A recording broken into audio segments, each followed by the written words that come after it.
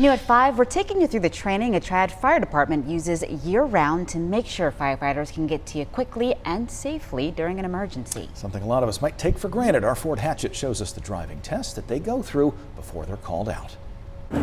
Every year, the Winston-Salem Fire Department does hundreds of hours worth of training, including emergency driving training like we're taking part in today. As you can see by the cones left in my wake, I wouldn't pass this part of the training course. But cut me some slack, the margins are razor thin. You get to work on your driving skills, and the worst thing you can do is knock over a cone. We set it back up and you can try again. That's the Winston-Salem Fire Department's Captain Kevin Shore, whose crew is spending the day training.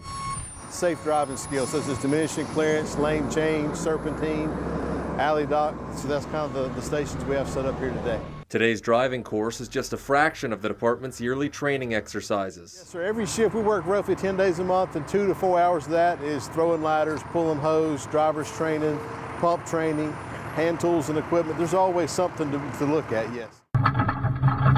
It takes 60 hours of training in order to drive this standard fire engine and another 60 hours to drive the long ladder truck.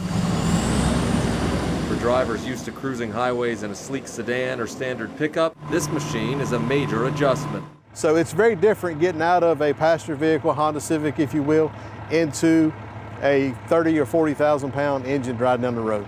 Captain Shore says even he was a little nervous when first hopping behind the wheel. The cones and the cones don't get any tighter, the truck don't get any bigger. So if I know I'm close on this side, I should miss over there.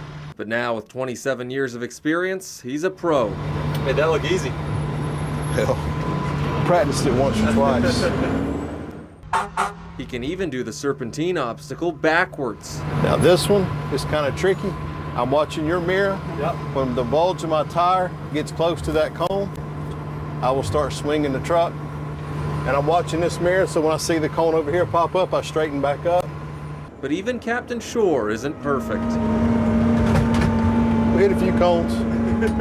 As lighthearted as it may seem, this training has serious practical impact, giving firefighters precise driving skills that can pay dividends on the way to a house fire or wreck where a minute can be the difference between life and death. If we get involved in an accident while responding, then we're no good to anybody. We've caused more harm than good. So again, you got to be careful. And drivers on the road can play a part too. So when you see the fire truck with the lights on, the siren on, slow down and pull to the right and let us pass safely.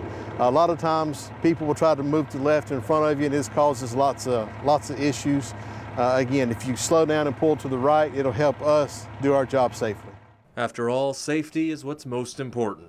Absolutely, it's a lot cheaper for us to buy another cone or set that one back up than it is to rub a vehicle or a pole or a stationary object. In Winston-Salem. On the one on the left, you can push it and back up.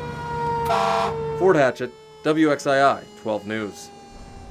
Oh, really good. I'm impressed. I'm very impressed, actually, by Ford and those firefighters. Tougher than it looks. Absolutely. Definitely. Some new perspective there.